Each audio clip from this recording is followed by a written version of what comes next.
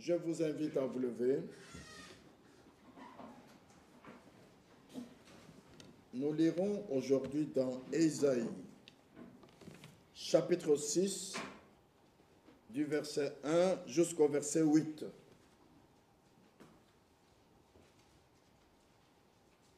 Ésaïe au chapitre 6, du verset 1 jusqu'au verset 8, je lis la parole de Dieu.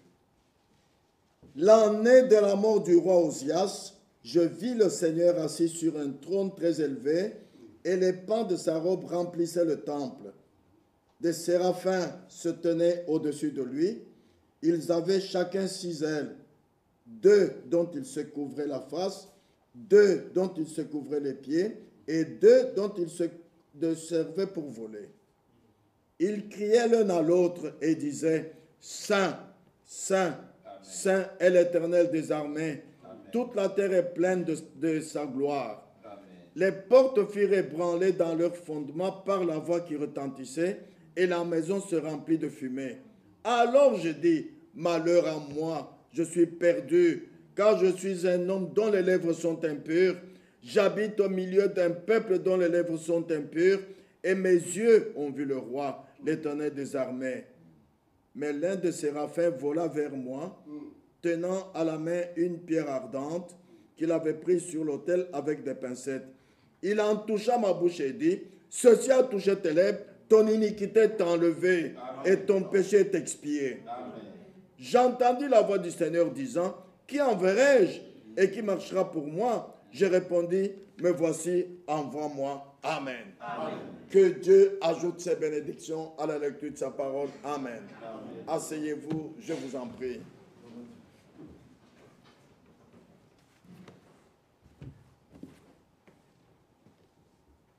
Nous avons lu dans Ésaïe 6 au verset 3, je relis, « Ils criaient l'un à l'autre et disaient, « Saint, Saint, Saint est l'Éternel des armées, toute la terre est pleine de sa gloire. Amen. » Amen.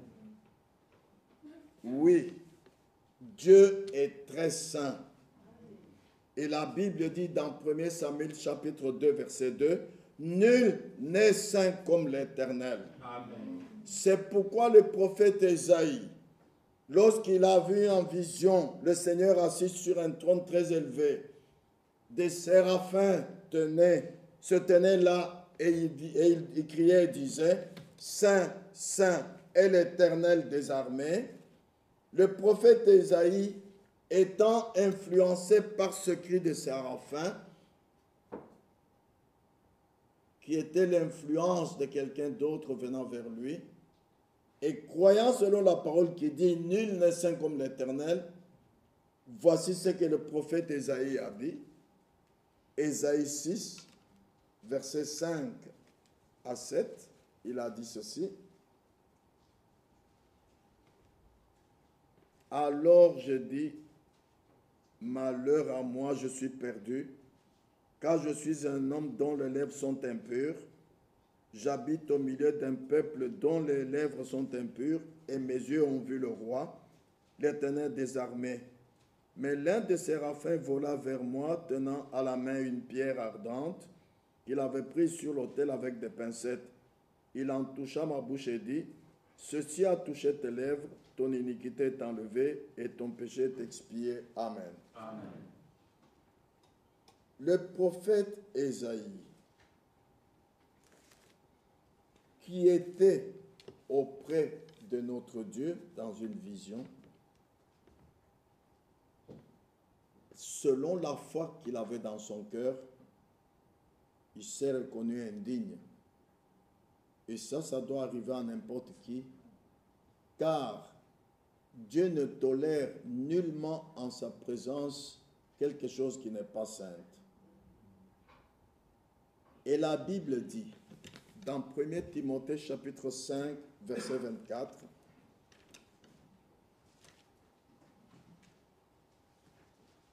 « 1 Timothée chapitre 5, verset 4,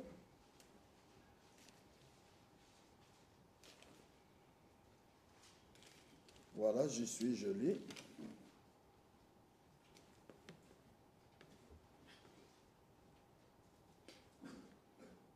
les péchés de certains hommes sont manifestes, même avant qu'on les juge, tandis que chez d'autres, ils ne se découvrent que dans la suite. Amen. Vos péchés manifestes ou non manifestes, Dieu voit votre cœur. Cela vous empêche d'être dans la présence de Dieu. C'est pourquoi nous aimerions connaître comment le péché est entré dans la race humaine par Ève au commencement. Alors nous saurons comment le péché peut venir en nous aujourd'hui. C'est pourquoi nous lisons ce qui s'est passé en Éden au commencement, en Genèse chapitre 3, versets 1 à 6. Genèse chapitre 3, versets 1 à 6. Le serpent était le plus rusé de tous les animaux des champs que l'Éternel Dieu avait fait. Il dit à la femme, Dieu a-t-il réellement dit, vous ne mangerez pas de tous les arbres du jardin? La femme répondit au serpent, nous mangeons du fruit des arbres du jardin. Mais quant au fruit de l'arbre qui est au milieu du jardin, Dieu a dit, vous n'en mangerez point et vous n'y toucherez point, de peur que vous ne mouriez. Alors le serpent dit à la femme, vous ne mourrez point, mais Dieu sait que le jour où vous en mangerez, vos yeux s'ouvriront et que vous serez comme des dieux connaissant le bien et le mal.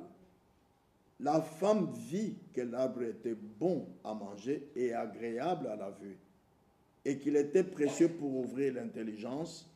Elle prit de son fruit et en mangea. Elle en donna aussi à son mari qui était auprès d'elle, et il en mangea. Amen. C'est par la séduction qu'Ève a péché. Ève a reconnu devant Dieu qu'elle a été séduite parce qu'en Genèse 3, verset 3, elle a dit, le serpent m'a séduite. La séduction, qu'est-ce que c'est? C'est le fait d'attirer par un charme irrésistible. Satan, le serpent ancien, n'a pas obligé Ève, non. Il a influencé Ève, elle l'a séduite.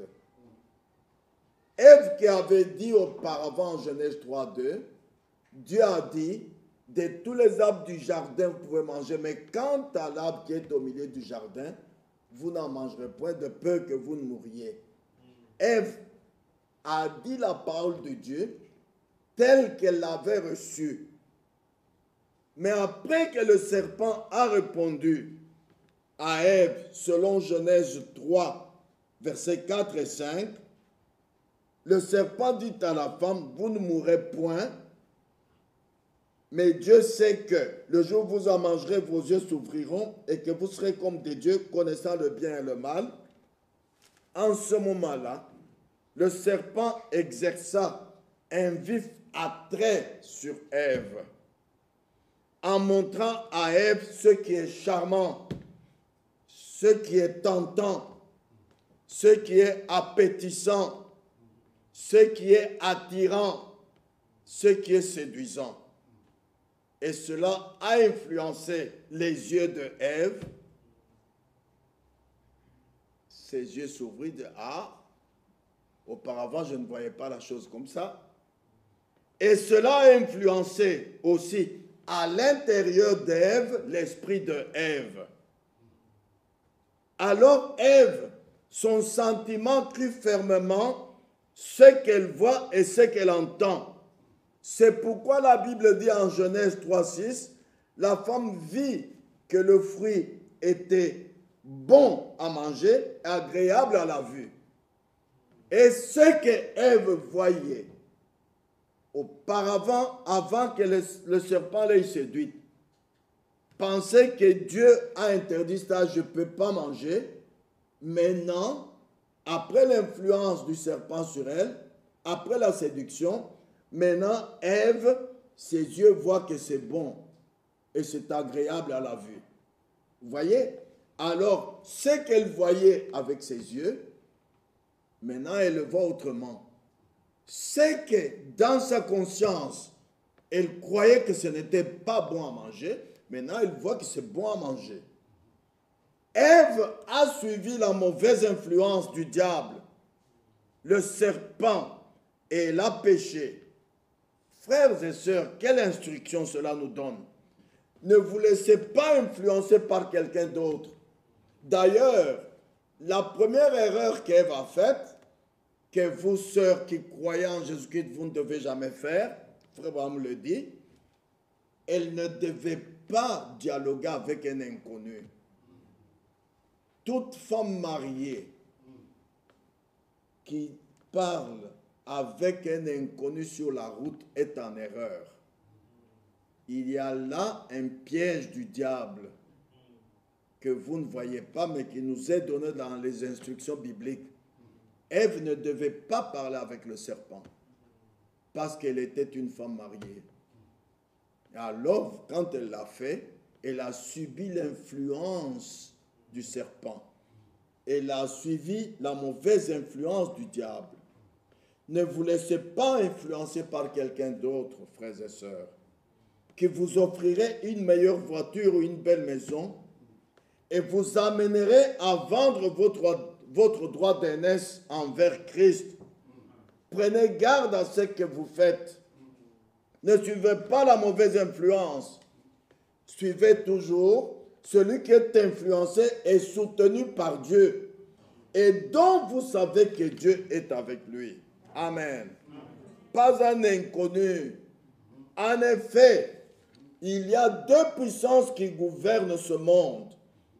Un, la puissance de Dieu. Deux, la puissance de Satan. Vous direz, ah, frère, Satan est une puissance. Mais oui, la Bible le confirme. Lisons 2 Thessaloniciens, chapitre 2, versets 7 à 9.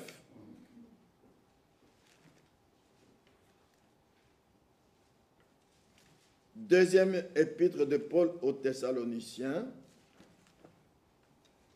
chapitre 2, versets 7 à 9. Car le ministère de l'iniquité agit déjà. Il faut seulement que celui qui le retient encore ait disparu. Et alors paraîtra l'impie que le Seigneur Jésus détruira par le souffle de sa bouche et qu'il anéantira par l'éclat de son avènement. L'apparition de cet impie se fera par la puissance de Satan, avec toutes sortes de miracles, de signes et de prodiges mensongers. Amen. Amen. Frères et sœurs, Satan est une puissance que nul homme de lui-même ne peut pas vaincre, sauf si Christ est en vous. Amen. Amen. Écoutez encore dans les Actes des Apôtres, chapitre 26.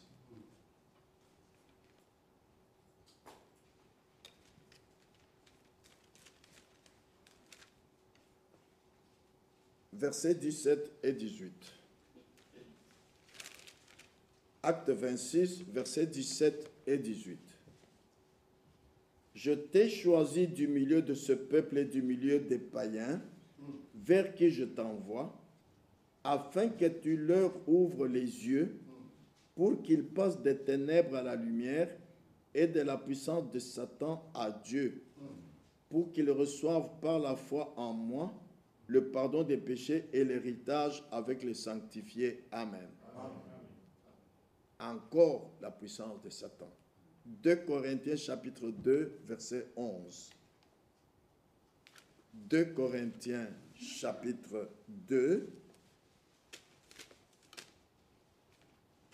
verset 11. Je lis. Je commence au verset 10. Or, à qui vous pardonnez, je pardonne aussi.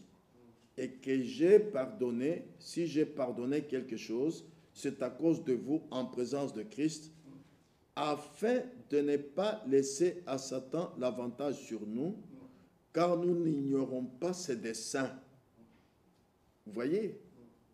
Et le verset 4. Chapitre 2 Corinthiens, chapitre 11, verset 14. Écoutez la suite. Et cela n'est pas étonnant, puisque Satan lui-même se déguise en ange de lumière. Il n'est donc pas étrange que ces ministres aussi se déguisent en ministres de justice. Leur fin sera aussi selon leurs œuvres. Satan, c'est un trompeur. C'est un imitateur. Amen. Alors, tout ce que vous voyez, tout ce que vous entendez, ramenez toujours à la Bible pour voir ce que dit l'Écriture. C'est l'assurance que nous avons de Jésus-Christ. Amen. Enfin, écoutez maintenant, en 1 Timothée chapitre 5, verset 15, ne l'oubliez pas, frères et sœurs, même si quelque chose est 100% conforme à ce que la Bible dit, mais vérifiez toujours par rapport aux autres. La Bible n'est pas un seul verset ou bien un seul événement. Il faut que toute la Bible soit conforme. 1 Timothée 5, verset 15. Car déjà quelques-uns se sont détournés pour suivre Satan. Ah! Comme Ève, quelques-uns ou quelques-unes suivent la mauvaise influence. Ils suivent Satan. Il y a la mauvaise influence, il y a la bonne influence. L'influence d'un autre. Car il y a deux esprits. Il y a deux esprits et les voici. J'aime lire dans le Message. Dans l'homme fuyant, loin de la présence du Seigneur. Nous lisons ceci. Il y a deux esprits. L'un de ces esprits est le Saint-Esprit. Et l'autre est un esprit profane. Et nous sommes gouvernés par cela. Peu importe qui vous êtes gouvernés par deux esprits. Alors, l'influence que vous recevez d'un esprit, nous allons voir tout de suite comment ces deux esprits influencent quelqu'un. Ramenez toujours cela à la Bible que dit l'Écriture. Ces deux esprits sont religieux. Ce qu'il y a d'étrange, c'est que tous deux sont religieux. De même qu'Ésaü et Jacob étaient tous deux religieux, de même que Caïn et Abel étaient tous deux religieux, de même que Judas et Jésus étaient tous deux religieux dans la même église, ces esprits sont tous deux religieux. Et c'est ce que nous voyons aujourd'hui, les deux côtés sont religieux. C'est le même esprit, vous voyez? Les gens meurent, mais l'esprit ne meurt pas. Il continue comme avant. De ces deux esprits religieux, l'un est soumis au Saint-Esprit, qui vit le genre de vie qu'il doit vivre et le fait marcher de manière pieuse et honnête. Ils ne vous feront même pas tort d'un penny et feront tout ce qui est honnêtement possible pour vous venir en aide. Ils seront aussi gentils que possible. Et nous découvrons, pour le deuxième esprit, que les autres agissent d'une manière exactement opposée. Et pourtant, tous les deux sont des esprits religieux. Sur ces deux esprits, l'un est un esprit saint et l'autre est un esprit profane. Même ceux qui prétendent être religieux se moquent de vous et vous appellent des saints fanatiques. Ils feront tout ce qu'ils peuvent pour vous ridiculiser. Vous voyez, les deux esprits sont religieux. Ils aiment vivre la parole de Dieu.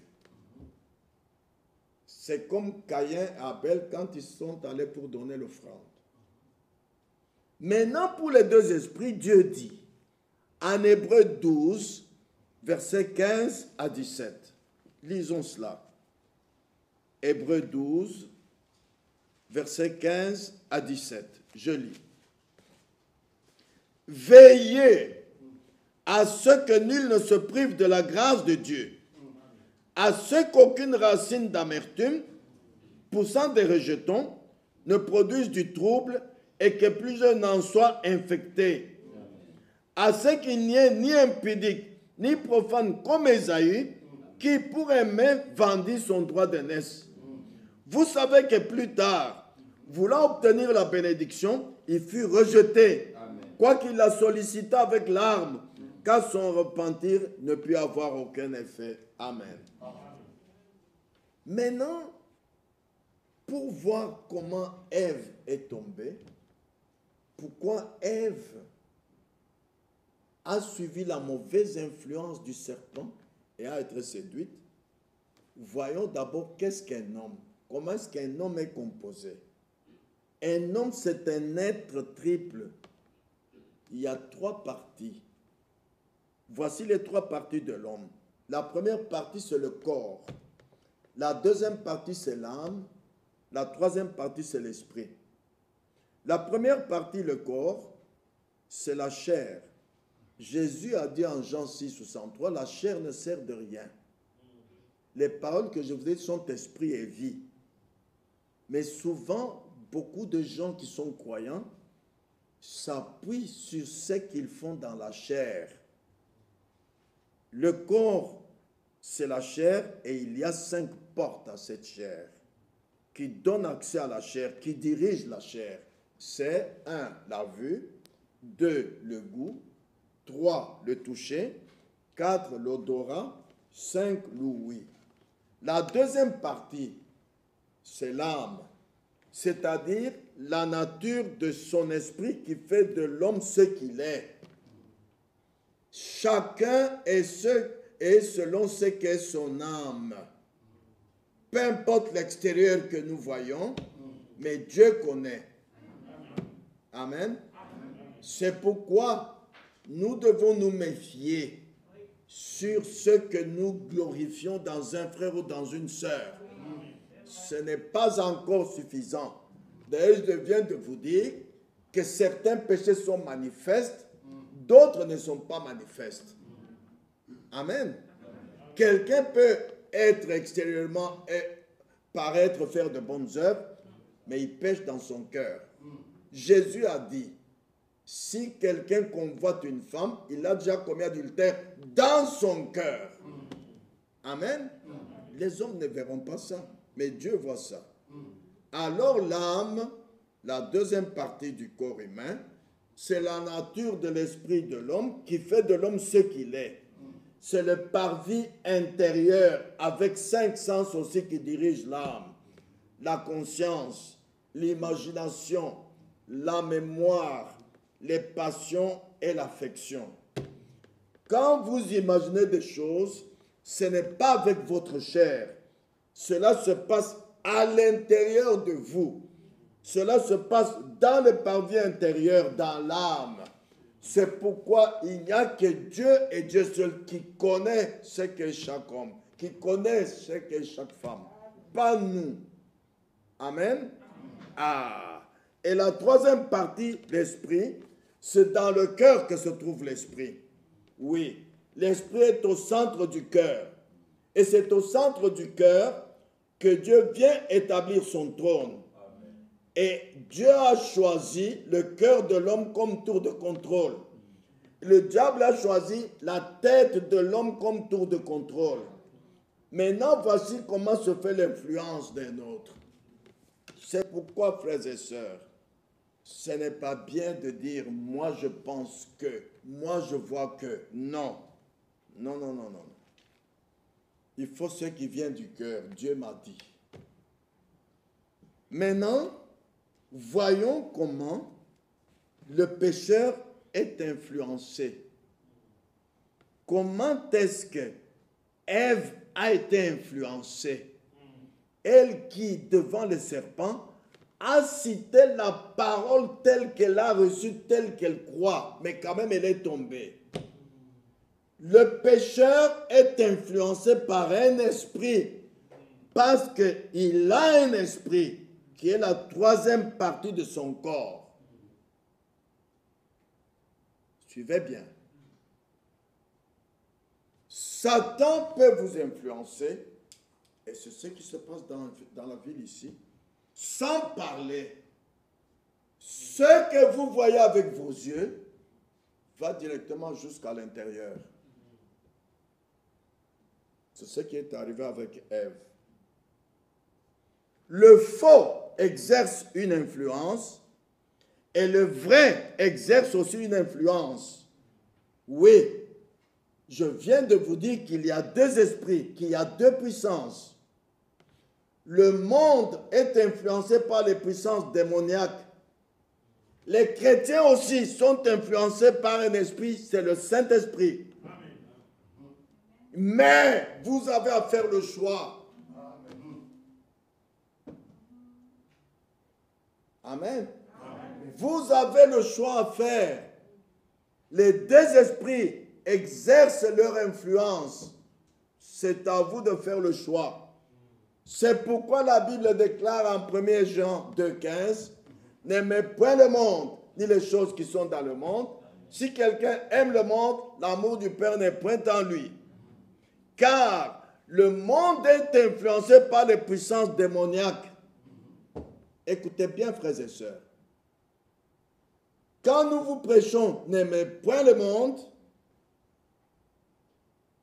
Quand nous vous prêchons qu'un croyant ne peut pas aller au bar ni dans une boîte de nuit, ce ne sont pas des interdits.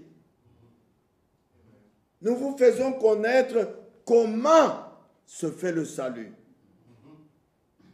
Amen.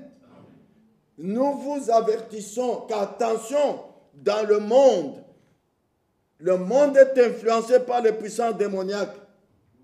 C'est pourquoi Dieu dit dans 2 Corinthiens 6, vers 17, sortez du milieu d'eux.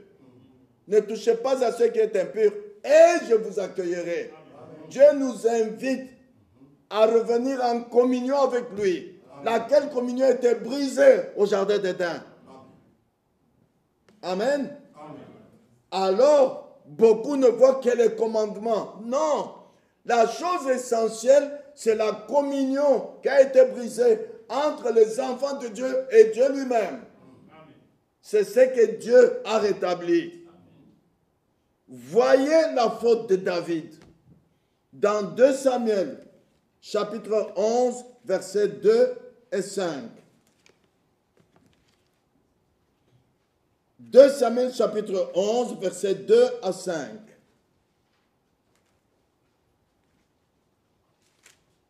Je lis 2 Samuel, chapitre 11, versets 2 à 5.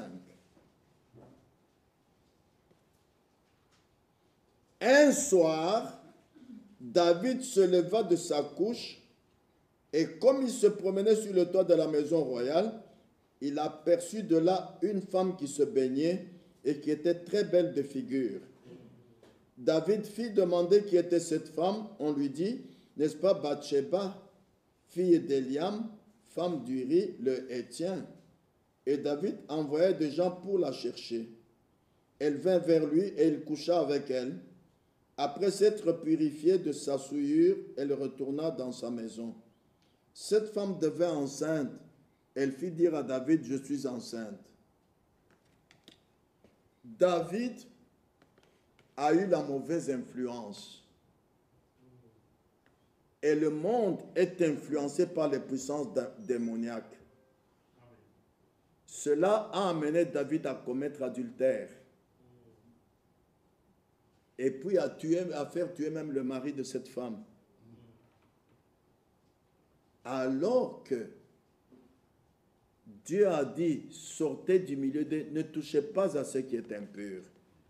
Frères et sœurs, beaucoup de frères, beaucoup de sœurs ne sont pas agréables à Dieu parce qu'ils ne veulent pas couper le pont avec le monde. Dans le monde est dirigé par les puissances démoniaques. Rien qu'à regarder des choses, sans que ces choses-là parlent, vous êtes déjà sur une mauvaise influence. Amen. Regardez le prophète Ésaïe. Quand il s'est vu en vision au trône, Les séraphins ne lui ont rien dit. Mais il a suivi leur influence uniquement parce qu'il disait « Saint, Saint, Saint est l'Éternel des armées ». Les choses que vous voyez, les choses que vous entendez, subissent une influence sur vous. Vous devriez le savoir. Parce que Dieu nous donne des instructions sur son plan de salut. David a eu la mauvaise influence d'aller regarder une femme qui se baigne. Et c'était une incroyante. Vous voyez? Alors, maintenant, le monde étant influencé par les puissances démoniaques qui vont vous conduire à pécher par leur pouvoir.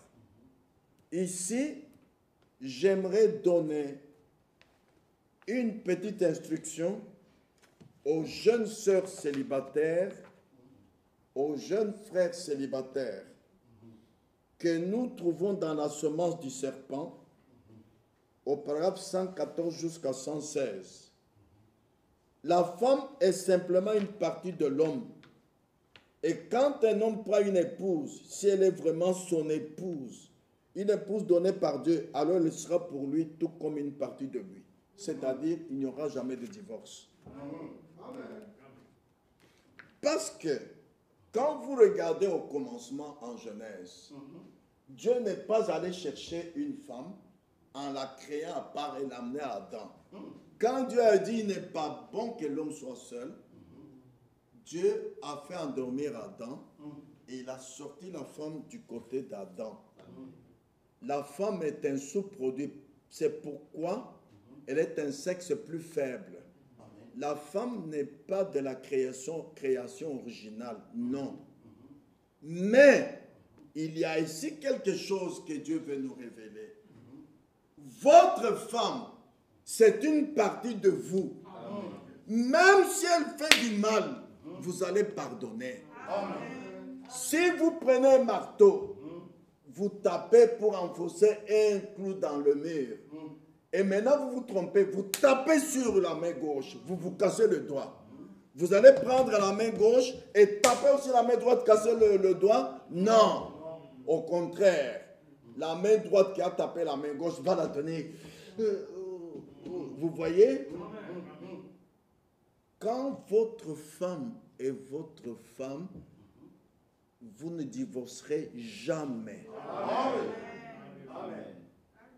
Mais regardez dans cette ville combien de divorces il y a. Vraiment. C'est parce que quand vous épousez une femme qui n'est pas la vôtre, que Dieu ne vous a pas donnée, il y aura toujours de séparation. Voilà la raison pour laquelle il y a tant de problèmes dans les mariages. C'est parce que vous rencontrez une fille avec des beaux yeux bruns ou des yeux bleus ou quelque chose comme ça, un beau physique. Les jeunes filles disent un beau gars. Voilà ce dont elles regardent un beau gars et qui soit riche. Ce n'est pas l'élément de base. L'élément de base, c'est vous mettre en prière. Seigneur, je suis à l'âge de mariage. Maintenant, j'aimerais me marier. Envoie-moi mon mari. Seigneur, je suis à l'âge de mariage. Montre-moi ma femme. Voilà ce que... Sinon, vous allez subir une mauvaise influence, prendre une belle fille, être épousé par un beau gars, mais après quelques années, divorce. Vous voyez? Ah. Vous devrez d'abord prier, dit le prophète. Parce que la femme, elle fait partie de vous. La chose que les croyants manquent, d'après les Écritures, c'est de prier d'abord, quand vous êtes à l'âge de mariage, pour que Dieu vous montre votre fiancé. Et vous, jeunes sœurs aussi, c'est de prier. Seigneur, je suis prête pour le mariage, mais toi, tu connais mon mari avant que je sois né. De quel homme je suis sorti de sa côte? Mets-moi ensemble avec lui, Seigneur. Amen. La Bible dit, demandez, on vous donnera. Amen. En effet, les gens viennent ici, se contentent d'être dans l'église, professent être des chrétiens, ils rentrent pour tricher, voler, mentir et faire la même chose que le reste du monde. Ils se comportent comme eux, comme les gens du monde. Ils s'habillent comme les gens du monde. Ils parlent comme les gens du monde. Ils fréquentent les mêmes milieux qu'eux. Comme aujourd'hui, ce langage, je vais tenter. Nous, quand nous étions à l'école primaire, le français n'était pas comme ça. Oh, je vais créer ça. Il n'y a que Dieu qui crée. Et quand on crée, c'est à partir du néant. Comment vous, un objet avec un autre, vous allez créer quelque chose? Ce langage-là est fait exprès pour se moquer de Dieu. Pour dire que ce que Dieu fait, l'autre puissance peut le faire aussi. Mais c'est faux. Il faut qu'il y ait une différence entre nous les croyants et le monde. Amen. Les croyants suivent la mauvaise influence et frères et sœurs, ne suivez pas la mauvaise influence. Parce que, regardez bien dans la Bible, ceux qui ont suivi la mauvaise influence, quelle est la fin de leur chemin? Lorsqu'Adam était dans le jardin d'Éden, il eut la responsabilité de faire son choix. Soit rester avec Dieu, soit aller avec sa femme. Il devait prendre ou bien ce que sa femme lui disait, ou bien ce que Dieu lui disait. Ah! Et lorsqu'Adam eut choisi de suivre la voie de sa femme, il perdit alors sa condition originelle et entraîna le monde entier à être sujet à la mort. Ah! Adam dut alors faire face à cette situation. Ferai-je ce que ma femme a dit de faire ou ferai-je ce que Dieu a dit de faire? Alors il sortit de là les yeux ouverts. Cela jetait la race humaine entière sous le pouvoir de la mort. Adam avait dû prendre sa responsabilité. Frères et sœurs, nous sommes dans le même cas aujourd'hui. Chaque croyant doit prendre sa responsabilité. Vous n'ignorez pas qu'il y a deux puissances qui gouvernent ce monde. Vous n'ignorez pas qu'il y a deux esprits à l'œuvre. Vous avez le choix. Ne suivez pas la mauvaise influence. N'essayez pas de prendre la place d'un autre. Écoutez ceci, frères et sœurs. Si vous prenez la place d'un autre, ça n'ira pas.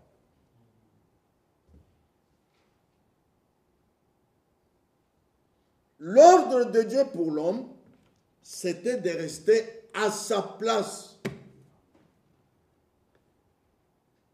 L'ordre de Dieu pour la femme, c'est de rester aussi à sa place.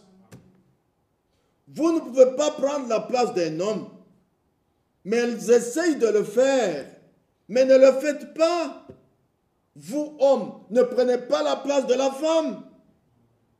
Ne vous habillez pas comme une femme. Et vous, femmes, ne vous habillez pas comme un homme. La Bible dit que c'est faux d'agir ainsi. La Bible déclare, une femme qui porte un vêtement d'homme, c'est une obscénité devant Dieu. C'est une abomination. Maintenant, comment allez-vous faire si ce n'est de vous élever contre cela? Regardez aujourd'hui.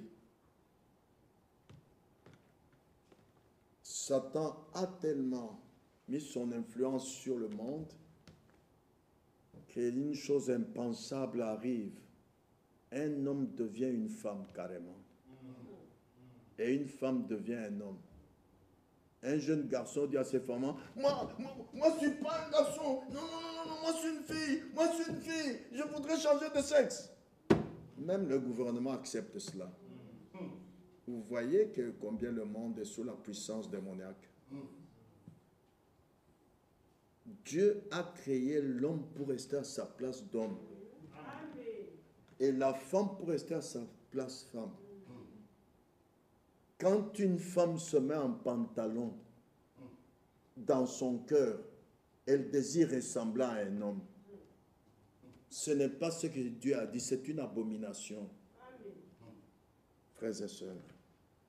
Et comprenez qu'il y a une puissance démoniaque qui dirige ce monde.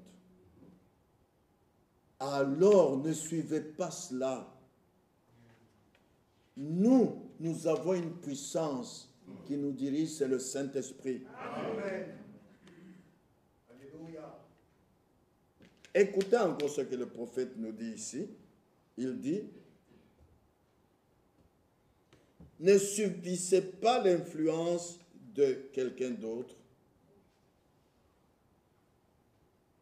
Ne subissez pas l'influence d'une certaine fille qui va à l'école secondaire avec vous, ou à l'école primaire, ou de la voisine qui se coupe les cheveux et porte des shorts. Ne subissez pas cette influence. Ne subissez pas l'influence d'un certain pasteur à credo qui nierait la parole de Dieu et vous donnerait un credo. Ne subissez pas cette influence, mais restez là jusqu'à ce que vous voyez descendre la gloire de Dieu, jusqu'à ce que vous voyez quelque chose commencer à bouger suite à cela et que vous le voyez arriver tel que Dieu l'a dit. Amen. Amen. Beaucoup de ceux qui vont dans les églises, ils ne regardent pas comment les croyants ont marché dans la première église qui est sortie de la Pentecôte. Ils ne regardent pas, ou bien ils regardent, mais ils n'en font aucun cas, comment le Saint-Esprit a agi dans les croyants. Alors pourquoi est-ce qu'il n'agit pas aujourd'hui en toi, mon frère, en toi, ma soeur?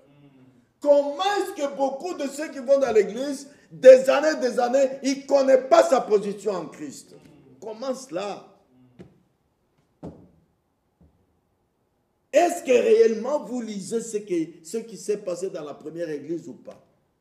Dieu ne change pas sa manière de faire les choses. Amen. Amen. Ah, frères et sœurs, c'est ça le problème.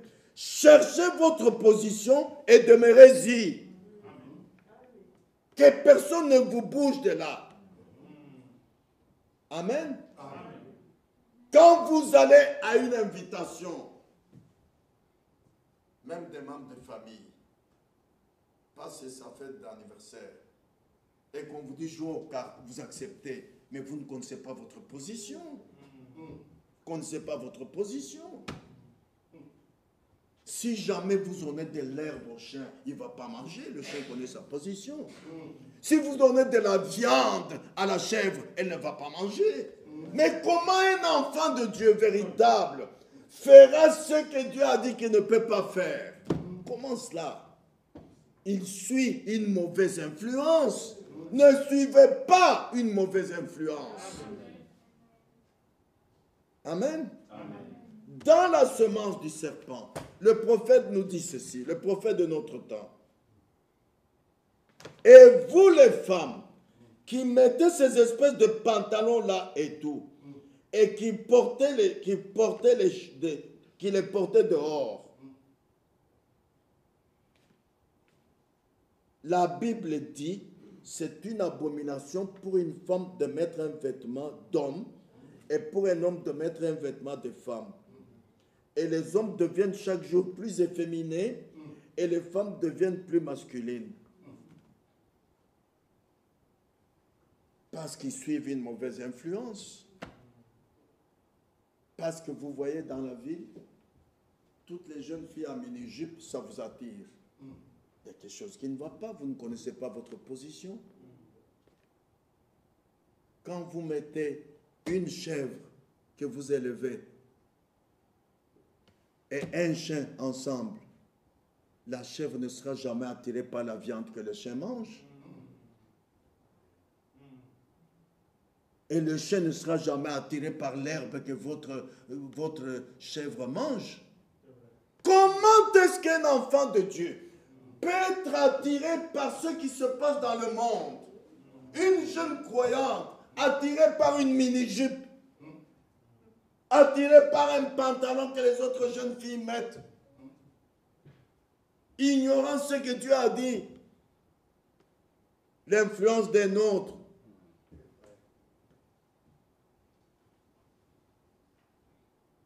Frères et sœurs, ne suivez pas une mauvaise influence. Amen. Sœurs, ne suivez pas la mauvaise influence des femmes du monde. Amen. En mini-jupe, c'est une influence. En mini-robe, c'est une influence mauvaise.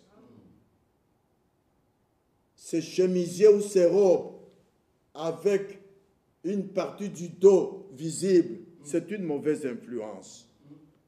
Ou n'importe quel habillement indécent.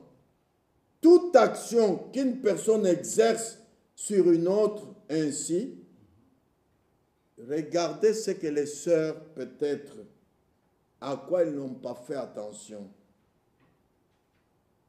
La Bible dit en 1 Timothée, chapitre 2, verset 9, « Femmes, soyez habillées d'une manière décente avec pudeur. » J'ai regardé pour vous au dictionnaire, qu'est-ce que c'est que d'une manière décente avec pudeur et modestie? Dans le dictionnaire, il est écrit, décent ou décente, ceci est conforme à la décence. La décence, c'est le respect des convenances, notamment en matière sexuelle. Notamment en matière sexuelle. Pudeur, discrétion retenue qui empêche de dire ou de faire ce qui peut blesser la décence, spécialement en ce qui concerne les questions sexuelles. Quand vous voyez tous ces habillements des femmes dans la ville, qui ne sont pas d'une manière décente avec pudeur, c'est pour exercer une mauvaise influence. Jésus a dit, si quelqu'un regarde une femme pour la convoiter, vous n'allez pas convoiter une femme habillée et très sale, avec les habits qui balayent la poussière. Non. L'ennemi exerce sa puissance sur le monde. L'ennemi Satan fait l'attraction, attire son influence à travers les femmes du monde. Parce qu'en mini-jupe, on peut voir leurs cuisses, on peut voir leurs mollets. Alors, ce que vous ignorez, sœurs, si vous osez imiter cet habillement-là, alors le jour du jugement, il y aura beaucoup de sœurs qui seront condamnées parce qu'elles ont commis adultère. Elles disent, non, non Seigneur, moi-même mon mari, c'est que quand il m'a épousé, j'étais vierge. Oui. Lisez bien la Bible. Quand Esther est avec d'autres jeunes filles, selon l'invitation du roi, il voulait que viennent se présenter des jeunes filles belles de figure et vierges. Mais vous êtes-vous déjà demandé pourquoi toutes les filles étaient vierges et belles de figure, mais pourquoi le roi n'a choisi qu'Esther? Avez-vous déjà sondé les Écritures pour savoir cela? La réponse est là. Esther seule était vierge de corps et d'esprit. Quand vous lisez bien dans Esther, regardez ici. Prenons Esther.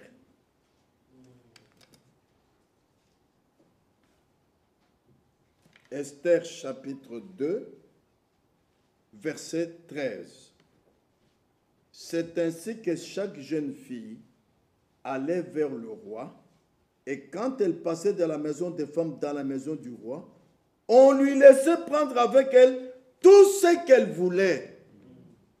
Alors, en ce moment-là, la jeune fille qui sortait après sa toilette féminine de la chambre pour aller devant le roi en mini-jupe, le roi il dit, celle-là, elle a l'esprit de prostituée.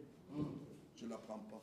Même vierge de corps, en mini-jupe, vous avez l'esprit de prostituée. Votre esprit n'est pas vierge. Votre corps, oui, mais pas votre esprit. Mais il faut les deux. C'est pourquoi, au jour du jugement, beaucoup de jeunes filles, beaucoup de femmes qui sont à l'assemblée avec nous seront traitées d'adultère. Tout simplement parce qu'elles n'étaient pas vierges d'esprit. De corps, oui. Jésus a dit, si quelqu'un regarde une femme pour la convoiter, il a déjà commis adultère avec elle dans son cœur. Mais il n'y a personne qui commet adultère seul. Vous passez, un homme ne vous parle même pas. Vous ne le connaissez pas. Lui ne vous connaît pas, mais il vous convoite. Dieu vous compte l'adultère. Ah! Voilà ce que peut-être vous n'aviez pas jusqu'à présent connu, mais je vous le dis. Dieu va vous compter cet adultère. Cet homme ne vous a jamais touché, il ne vous a jamais parlé, mais du fait qu'il a vu une partie de votre corps, parce que vous n'êtes pas habillé d'une manière décente avec pudeur, il vous convoite, Dieu vous compte l'adultère, Dieu lui compte l'adultère. C'est pourquoi ne suivez jamais une mauvaise influence, frères et sœurs. Jésus nous est donné comme exemple afin que nous suivions ses traces. C'est écrit en 1 Pierre chapitre 2 verset 21. Voici comment Jésus s'habillait. Je prends la Bible d'Arby. Apocalypse 1 verset 13.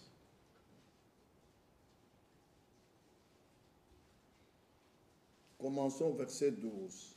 Apocalypse 1, versets 12 et 13. Et je me retournai pour voir la voix qui me parlait. Et m'étant retourné, j'ai vu cette lampe d'or. Au milieu de cette lampe, quelqu'un semblable au Fils de l'homme, vêtu d'une robe qui allait jusqu'aux pieds. Amen. Amen. La Bible dit, dans Actes des Apôtres, chapitre 3, ceux qui avaient cru n'avaient qu'un cœur et qu'une âme.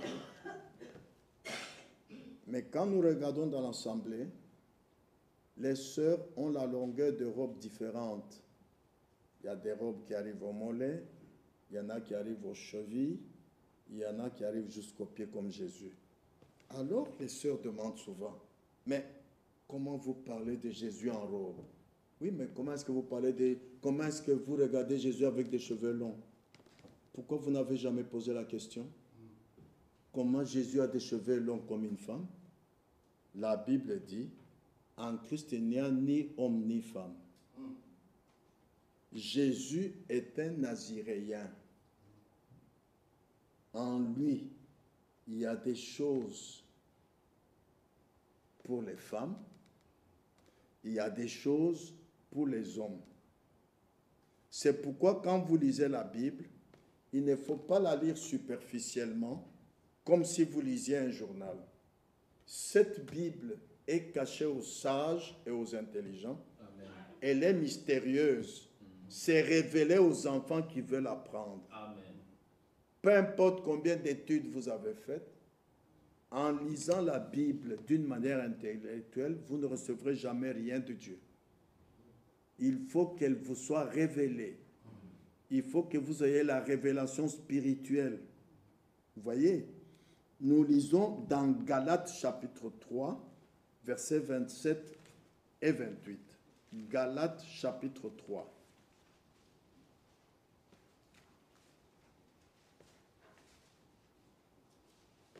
Galates chapitre 3.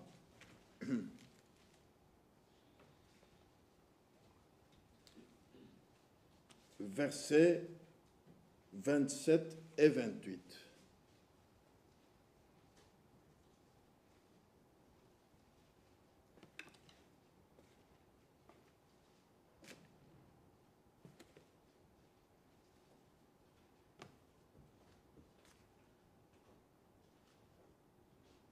Attendez, je n'ai pas encore trouvé.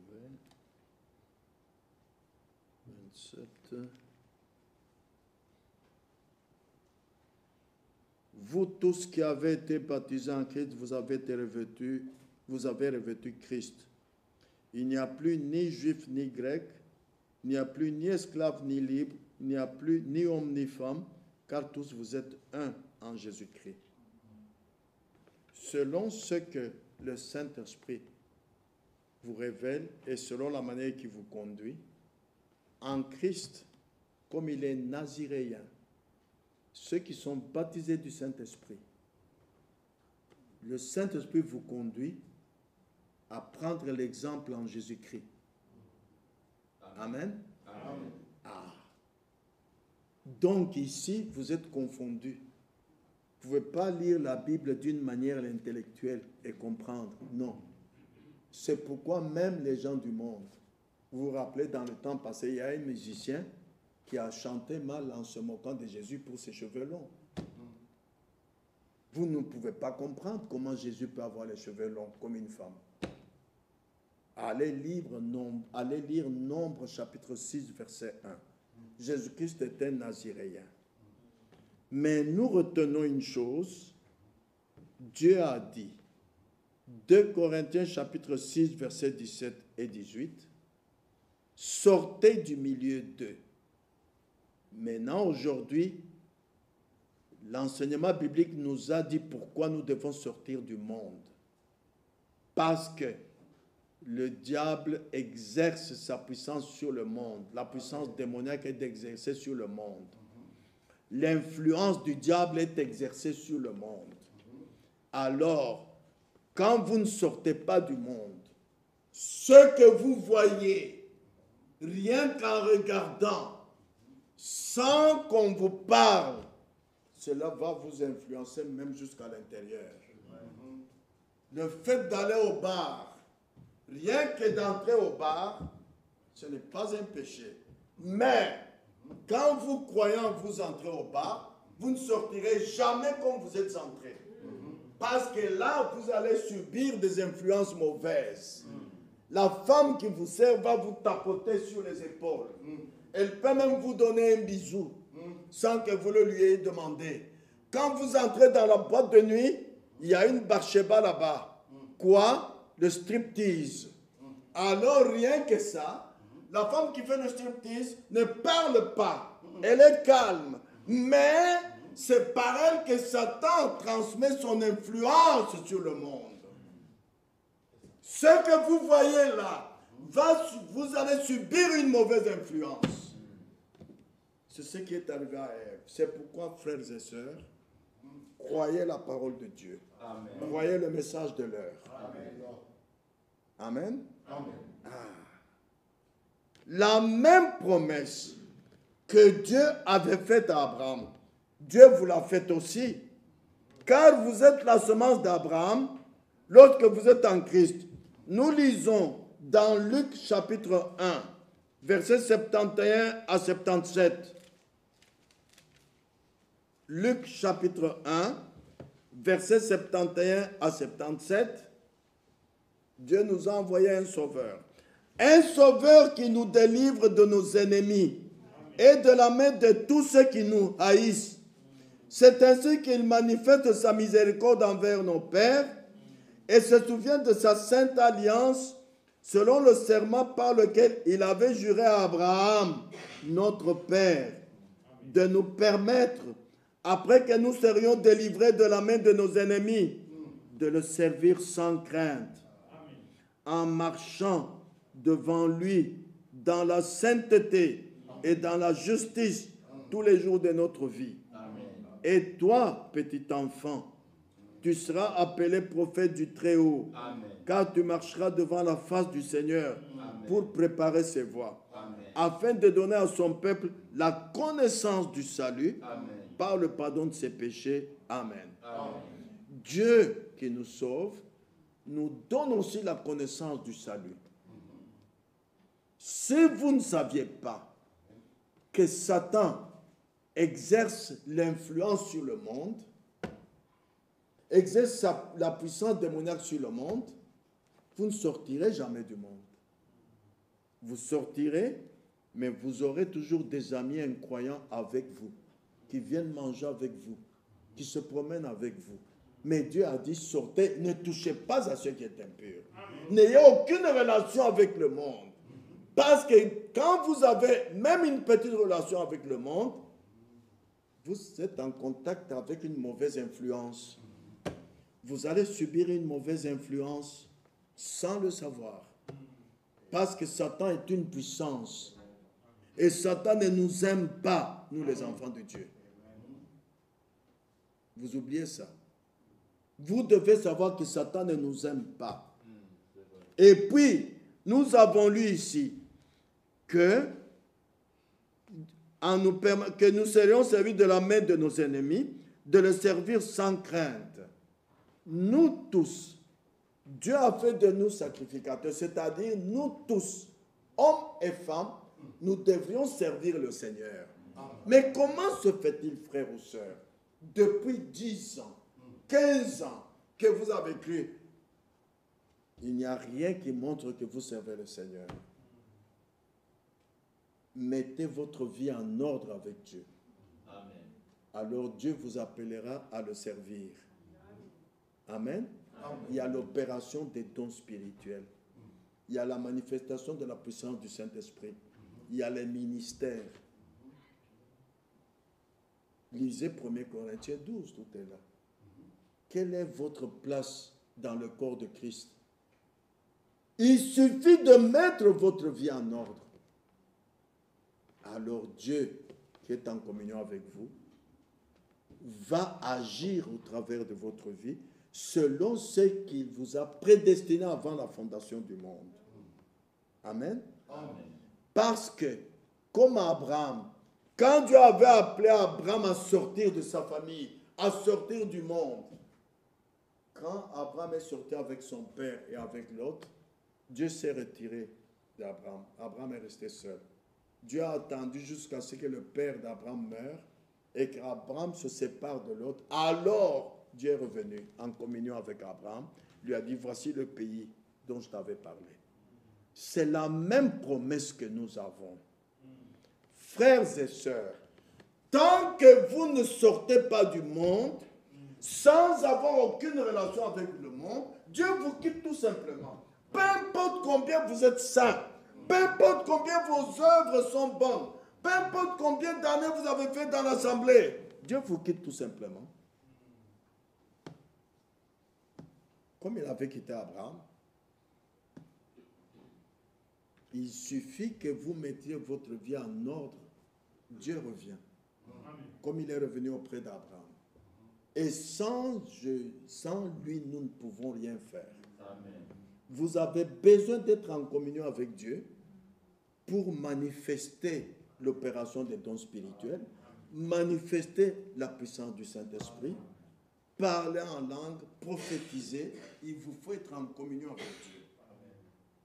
Ne vous attendez pas à l'imitation du diable. C'est un imitateur. Non.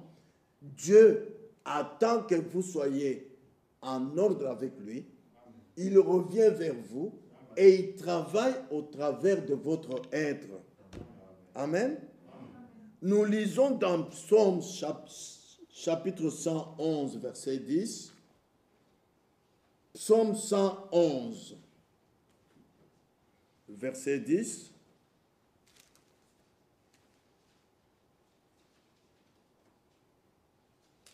Je lis.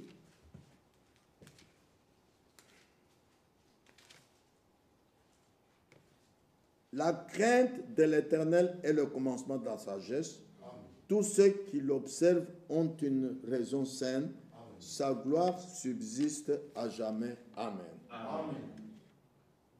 De même qu'Adam a eu la responsabilité de faire son choix, frères et sœurs, nous avons aussi la responsabilité de faire notre choix. Prenez l'écriture que nous avons lue au début de la prédication dans Ésaïe. Lorsque Ésaïe a eu l'influence des archanges qui disait Saint, Saint, Saint est l'Éternel des armées, ils n'ont pas parlé à Ésaïe. Rien que cette influence qu'Ésaïe a eue, en croyant la parole de Dieu, Ésaïe a compris qu'il ne pouvait pas s'approcher de Dieu, il ne pouvait pas être dans la présence de Dieu. Rien que ce désir, quand Dieu l'a vu, comme il est également notre sauveur, on a mis des pincées sur ses lèvres, son péché était enlevé. Amen. Amen. Il était maintenant en ordre avec Dieu. Alors, il a entendu la voix de Dieu. Qui enverrai-je? Frères et sœurs, dès que vous êtes en ordre avec Dieu, et qu'il est en communion avec vous comme il était avec Adam avant le péché, il va vous parler. Amen. Mais la première chose à faire, c'est de voir qu'Adam a eu la responsabilité de faire son choix. Il y a deux esprits devant vous. Vous devez prendre soit ce que l'ennemi fait en vous, soit ce que le Saint-Esprit fait en vous. Vous avez le choix. Vous voyez? Écoutez ce que nous lisons ici dans le message. Le prophète nous dit ceci. Combien Dieu bénit un homme qui restera fidèle à la parole de Dieu. Il ne sera peut-être pas très populaire, mais il sera béni. Amen. Et maintenant, les gens doivent faire leur choix. Si vous agissez comme les restes des gens, soit vous voulez être béni de Dieu. Maintenant, vous pouvez faire votre choix. Si vous voulez vivre comme le reste du monde, vous serez béni d'eux. Mais si vous tournez tous vos désirs vers Dieu, vous serez béni de Dieu. Amen. Vous devez donc choisir aujourd'hui qui vous voulez servir. Jésus a dit, nul ne peut servir 2 maîtres à la fois. Amen. Le bon sens dit que vous ne pouvez pas aller à l'est et à l'ouest au même moment. Non. Alors, détrompez-vous, frères et sœurs. Vous ne pouvez pas faire et le bien et le mal au même moment. Non. Non, non, non, non, non, non. Vous êtes soit croyant, soit incroyant. La foi sans les œuvres est morte, dit la Bible. Tenez compte de cela. Jésus est à la porte. Nous l'avons entendu. Et c'est la vérité. Les événements de la guerre qui se passent maintenant nous montrent ce signe-là. Alors, nous avons une responsabilité que Dieu nous a donnée en ce jour. C'est laquelle? D'apporter le message. Pourquoi? Parce que les deux esprits doivent apporter leur influence sur le monde. Alors, comme l'esprit du diable a apporté l'influence sur le monde par les mini-jupes, les rouges à lèvres, le maquillage, les pantalons de femmes, les cigarettes, les boîtes de nuit et tout ça, nous aussi, Dieu nous donne une responsabilité d'apporter le message. Écoutez qu'est-ce qu'il dit. Dans l'homme fuyant loin de la présence de Dieu, il dit ceci.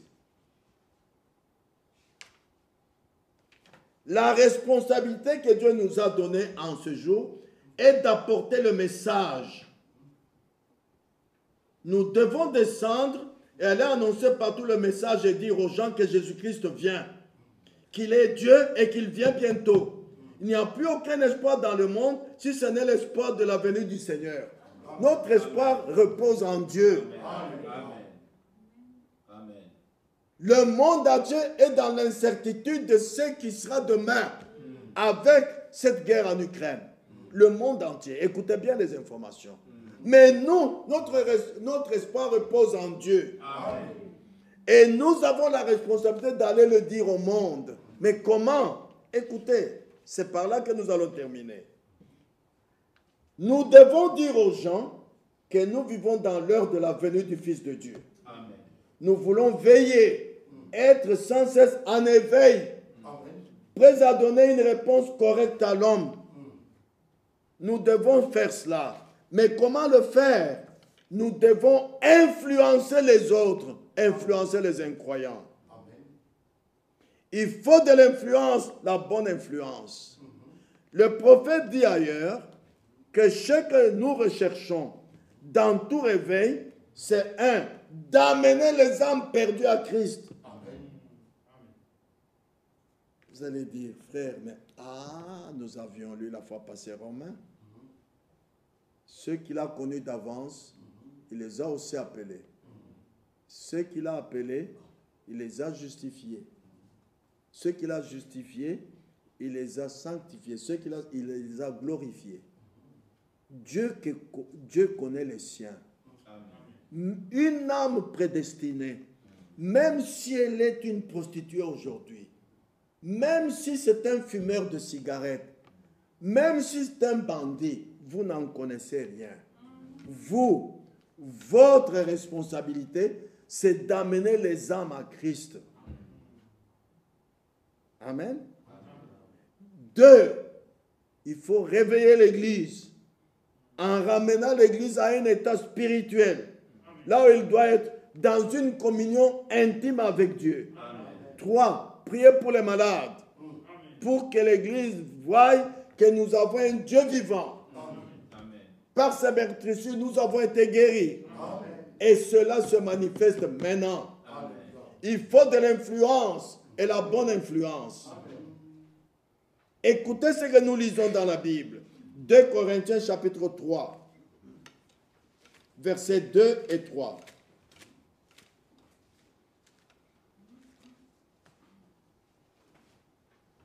C'est vous qui êtes notre lettre, écrite dans nos cœurs, connue et lue de tous les hommes.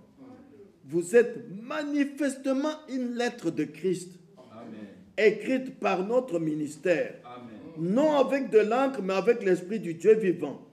Non sur des tables de pierre, mais sur des tables de chair, sur les cœurs. Amen. Écoutez maintenant dans le message d'influence, ça deviendra plus clair. Nous devons apporter une bonne influence. Nous devons influencer les autres. Satan a tellement influencé le monde. À notre tour, comme Jésus revient, nous devons influencer les autres. Comment? Dans le message d'influence, le prophète nous dit ceci. Eh bien, vous savez, vous influencez quelqu'un. Votre vie est une lettre écrite et lue de tous les hommes.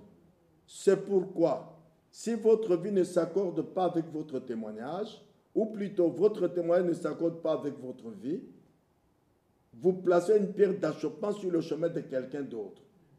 Car quelqu'un vous observe. Tel que nous vivons ici à Bruxelles, des années et des années, il y a des gens qui vous observent. Vous ne le savez peut-être pas. Mais vous qui vous dites croyants, vous qui vous dites croyantes, ne soyez pas une pierre d'achoppement pour les païens. Rappelez-vous, Frère Branham donne l'exemple d'un pasteur qui un jour est entré au bar, il a dit, donnez-moi le whisky. On lui a dit, non, toi, pasteur, on ne va quand même pas te donner du whisky. Vous voyez? Toi, sœur, un jour que tu te mets en pantalon, même les païens vont dire, aujourd'hui tu es en pantalon, mais tu as toujours été en robe. Tu seras une pierre d'achoppement pour cela. Ne le faites pas, ne suivez pas une mauvaise influence.